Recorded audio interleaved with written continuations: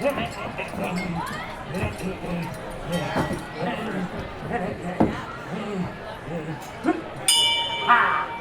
love this bell. I love that bell, and I'll tell you why. Some of you may already know that just up the hill there's a game where you get a big hammer, you hit a little target, weight goes sliding up a rail. I like to think that whenever I ring that bell, there's somebody up the hill with a giant hammer saying, "Did I win?" That's a mess with them. Pirate Escape Show beginning shortly. But I need more stuff. Don't go anywhere. Really having fun doing your show. That's the best. Who carved all those grooves on that doorway? There. This is the box. In the Pirate Escape Show, I will be locked in the box. I will attempt to escape out of the box. This is the back of the box. I'm showing you the back of the box so that you can see that it is a solid panel. There's no sliding contraption. There's no trap door. That is the solid back of the box. That is the side of the box. I'm showing you the side of the box because I cannot turn the box all the way around in one move. That is the front of the box. You'll get used to seeing that. All right, slide this back into place. There we go. All the rings are free and clear. Good, excellent. All right. Pirate Escape Show beginning shortly. But I need more stuff. Don't go anywhere.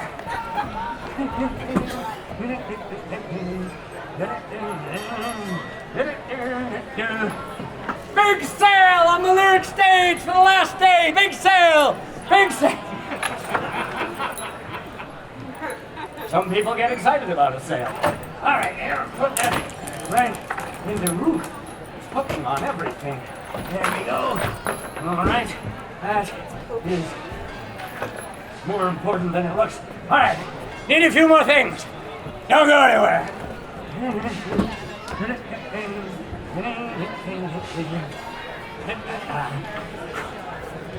I had a consultant meet with me a while back, and I was told that if you want to get a bunch of people interested in an upcoming show, you should put up a few posts. I hope you like my posts. Huh? It's a twofer. Did I win? I need a few more things. Don't go anywhere.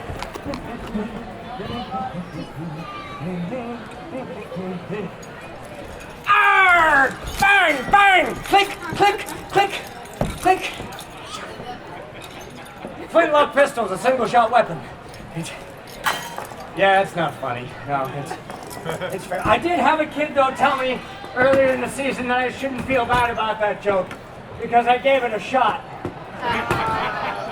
You see, the kid gets a good laugh. I don't deserve it. The kid gets the laugh. All right, there's a little tangled in the thing. All right, I gotta make this symmetrical. I'll be right back. Don't go anywhere.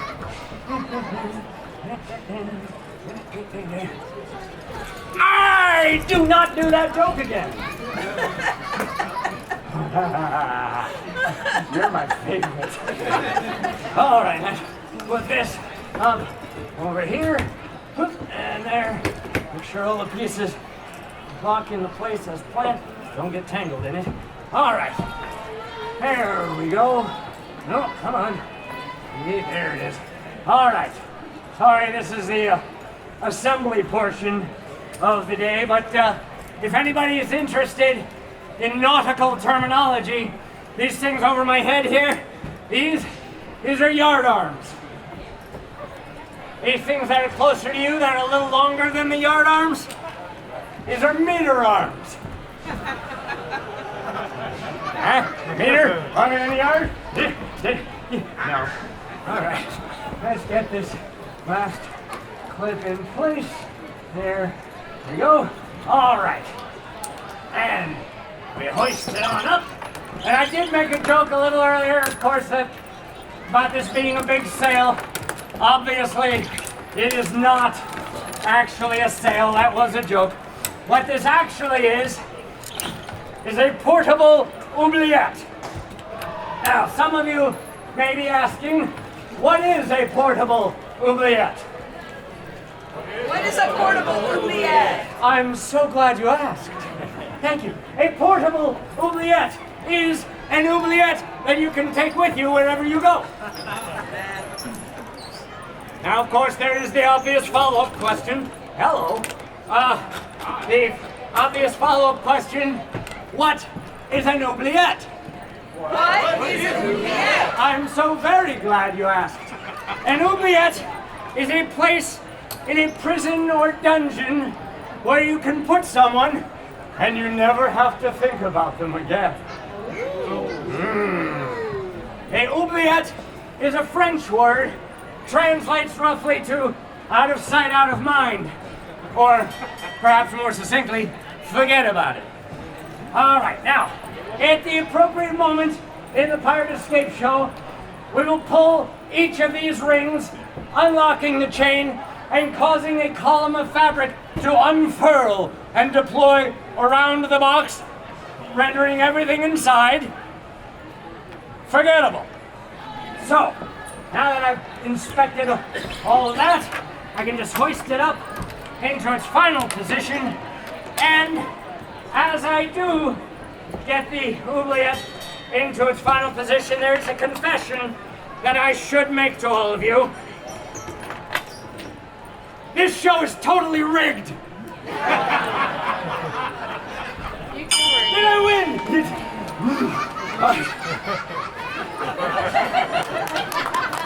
I love you so much. Yes. Show's over there, folks. All right. Oh, more nautical terminology for people who like that sort of thing. Hoisted this up with these ropes. Most people would call them ropes because they're rope. Some people call them lines because, you know, they look like a line. At sea, we have a special term for these. These are called sheets. For whatever reason, these are sheets. So, you may have heard an expression somebody described as being 3 sheets to the wind.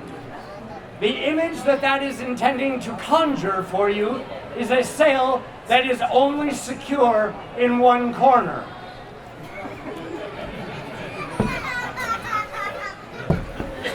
Three sheets to the wind. The more you know. All right. Let's see. Yeah. All right. So now I get these panels off of here, so we can get me into the box. Now right there. Oh, ha!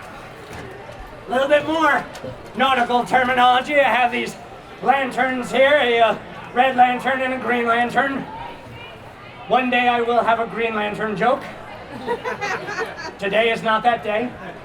But anytime you see a boat, a ship, something at sea, you'll notice that they have a red and a green lantern. If you are standing in the middle of the ship facing the bow, then the green will always be to your right, the red will always be to your left. This actually is beneficial for those of you who are not on the ship. If you see the colors in this orientation, you know that I'm coming towards you. If you see the colors in this orientation, you know that I'm going away from you. But we don't just call them red and green because nautical terminology. So, proper nautical terminology. Starboard. Port. Zinfandel. Oh, that's nice. That's so you know if you're coming or going. This is not. All right. So, here we are. I think we're about ready to begin. So, welcome to the Pirate Escape Show! Thank you very much.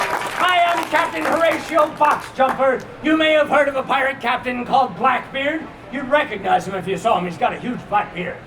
You may have heard of a pirate captain called Redbeard. You'd recognize him if you saw him. He's got a great red beard. At sea, I am known as Captain Nobeard. You may recognize me. And in the Pirate Escape Show, I will be locked in shackles at wrists and ankles. I will be placed inside the box constructed around me. I will be locked to the box chained to the table, the chains locked to the box, the oubliette deployed around the entire apparatus, and then I try to escape. In the event that I fail to escape, welcome to the Pirate in a Box show! Now, the Pirate Escape show began as a training exercise for me as I prepare for what I assume to be my inevitable capture. It's bound to happen sometime. An effortless escape requires constant preparation, and that is why I had this specially built for my training purposes. In finding someone to build this for me, I knew that I needed somebody who had a knowledge of maritime tradition.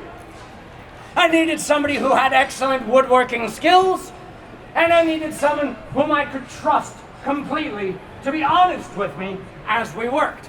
Now, I found a man who had been a shipwright for many years, and for those who don't know that terminology, a wright is a person who builds ships. A person who builds ships, you call a wright, in the same way that a person who builds barrels, you call a cooper. So anyway, he'd been a shipwright for many years before he retired to take up a ministry in a small country parsonage. And when I found this man, I knew that he was the right person for the job.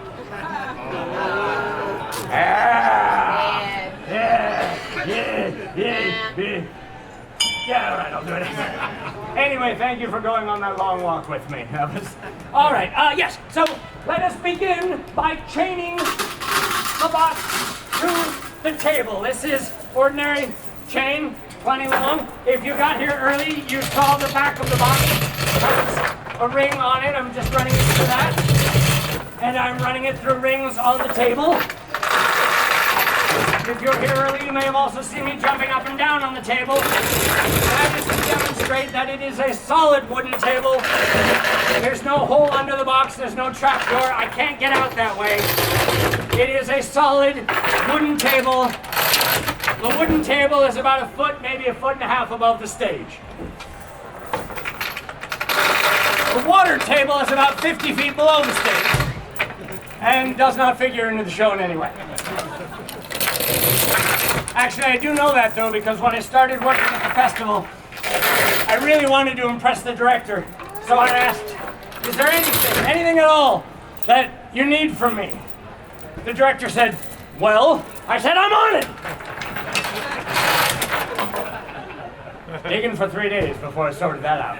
All right, yeah, so we have now reached the point in the show where I can go no further by myself. If I lock myself in the box, nobody's really all that surprised if I can get back out of the box. I've got a cat that can get in and out of boxes without assistance. So, I need to be locked in the box by someone that I hope all of you can trust. So I would like to bring to the stage at this time, Gwendolyn Steele! Here she is, folks. If you are not familiar with Gwendolyn Steele, immediately following this show at 11:30 is the Gwendolyn Show. I highly recommend it. But wait for it. You're still stuck with me. Now, as I bring Gwendolyn on stage to work with me, I believe firmly that you can't ask somebody to do work for you without proper compensation. You should be paid for your work. And as this is a pirate show, it seems to me that a little treasure is a nice little form of compensation there, but you haven't done anything yet. So I'm putting it in the little treasure box.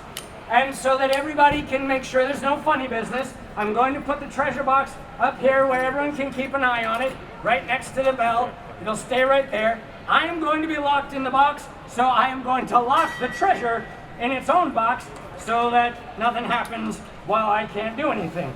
I do have a key for that. I have the key right here. I'm going to put the key in a little spittoon at the base of the post with the bell. And as an added security measure, I have a lot of keys in the spittoon. Only one of them opens that padlock. So, we got that. All right, also before I go into the box, I need to remove my belt that has all the pockets and pouches and boxes and things, because if I go into the box and then manage to get out while I'm still wearing the belt with the pockets and the pouches and the boxes and things, then people say, well, I'm sure you just had a spare key in one of those pockets or pouches or boxes or things. So I'm going to put that up here where you can watch it, and of course, in the interest of full disclosure, Yes, I do have a spare set of keys in the box, so I'm going to put that in the spittoon. Since I will be locked in the shackles there at the ankles, I need to remove my boots. So we'll just get that taken care of. There we go. That is the easy one. All right, here we go. When you're right-handed, it's easier to remove the left boot. Actually, Gwendolyn, could I borrow you at this point? We're going to make you earn that treasure. You could just be gentle with me, though. It's right there. Oh, man, that is really not gonna... Did somebody change the humidity settings? We can't both move. Yeah, there! I have escaped! Thank you, this has been the pirate escape. That's really silly. All right, let's get things underway. We have a limited amount of time and so much to do. So, I got the shackles here, so they are really hard to get out of. Here we go. All right, so put the shackles on at the wrists. One right there. Gwendolyn, actually, if you would be so kind as to close that around that wrist as tight as you feel is appropriate. Make sure that it actually locks into place. There's the quick inspect that one because I did that. Yes, see, that's why nobody trusts me. There we go. All right, yep, that is locked now. All right, fine. Now if you would please put the shackles around my ankles. There are little fabric sheaths on the end of those. Just slide those off. Those are just to make sure that the shackles do not lock prematurely because I left the keys over there and because I always find it embarrassing when something happens prematurely while I'm between the sheets. Yeah, let's never speak of that again. All right, so I am now in the shackles.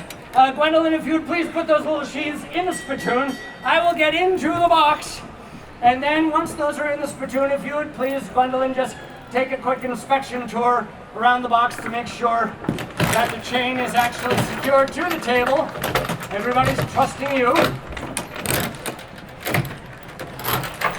Good? Good. All right, Gwendolyn, if you would please take the panel mark number 1, which I believe is over there. If you would slide it into this track with the ring facing the audience, but at the top of the panel. Just slide it in there. There we go. And there it goes. And then, Gwendolyn, if you would please take the 2 loose ends of chain and feed them up through the ring in panel 1. That will hold panel 1 in place. Excellent. All right, now you just let those hang, and if you would please take the panel mark number 2 over there. And if you would slide that into the track along the top of the box with the ring facing down and the notch toward my neck. That is important to me. There we go, not making that mistake a third time. All right, so now before we get to the final panel, I direct everyone's attention over by the bell. You will see that there's a series of padlocks. Each lock is individually keyed so that we know which key goes with which lock. Each key has a tag with a little symbol on it so we can tell them apart. The symbols are pink heart, yellow moon, orange star, green clover, and blue diamond. It's a system I find has a certain charm and has always been lucky for me. All right, so Gwendolyn, if you would please go and select one of those padlocks. You may enlist the help of someone in the audience to make the choice if you want, but choose whatever lock you want to start with is fine. Don't let me influence which lock you start with. Just you got it, all right. Then if you would please take that lock and use it to lock the shackles to the ring on panel number 2. This secures me to the box, and as everyone can hopefully see, with the orientation of my head to panel number 2, I can't see the lock. I don't know which lock you have chosen. I cannot see it to manipulate it. I can feel that the key is gone. Fine, we'll do it your way. All right, if you would please put the key in the spittoon, and then come back and get panel number 3. And if you would slide panel number 3 into the same track as panel number 1 with the little loops at the top facing the audience. Yes, just like that. That slides down into place. Perfect. And then if you could just flip these brackets down over the loops, that would also be useful. All right, so now, we still have those padlocks. If you would go and choose 2 more padlocks, any 2 padlocks that you would like to use, just go ahead, choose 2 padlocks, and bring them on over here. Once you have made your selection, I will try not to stare at the choice that's happening, although when I turn my head, I don't know if the choice has been made. Got it. All right. Now, if you would please feed those locks into these little loops by the brackets, but don't lock them yet. Just put them into position. There you go. And good. I can't quite see it, but I trust that it's happening. So now, if you could take the 2 loose ends of chain that are running through the loop in panel 1 and just lock the end of the chain to each of those padlocks, a nice Y formation, and yes, lock them into place now. There you go. And with this final lock going into place, I can finally say that I feel secure. I don't say that a lot.